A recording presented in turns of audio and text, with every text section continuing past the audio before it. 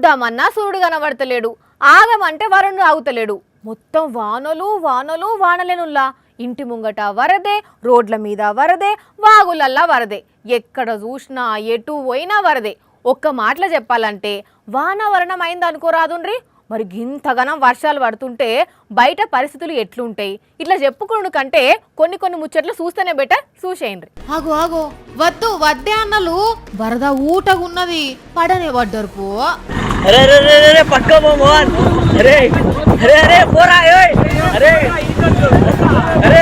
రావులా గంతగనం వరద వస్తున్నా బండి నిడిచిపెడతలేడు కదా. వా అన్న ఇడిచిపెట్టు, కొట్టుకొని పోతావు. ముండోడే ఉన్నట్టున్నాడు పోన్రి.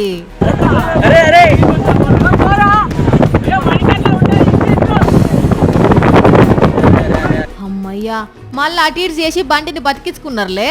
నాగర్ కర్నూలు జిల్లా బిజినేపల్లి మండలంలో ముచ్చటగిది.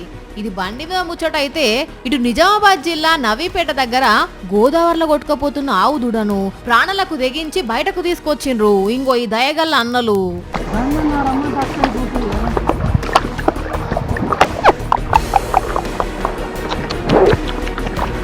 ఇది మూగజీవ ముచ్చటైతే, ఇటు నాగర్ కర్నూలు జిల్లాల బడికోయిన పిల్లలు మళ్ళా ఇంటికి చేరుకునే టైంలా ఉయ్యాలవాడ చెర్ల తిరుమలాపూర్ వాగు ఒంగుడుతోని పిల్లలందరినీ ఇట్లా పుట్టె మీద ఎక్కించి జాగ్రత్తగా బయటకు తెచ్చిండ్రు.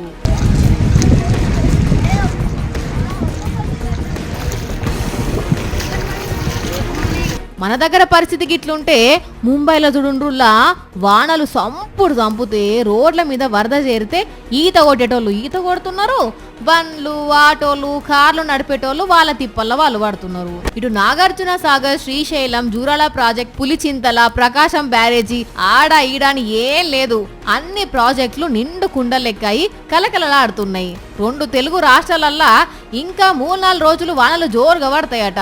రైతన్నలు, రోడ్ల మీద ప్రయాణం చేసే అన్నలు పైలంగుండుండ్రి. వాగులు వంకలు దాటకుండా ప్రాణాలను రక్షించుకోండ్రి, సరేనా? ఏమంటున్నావు?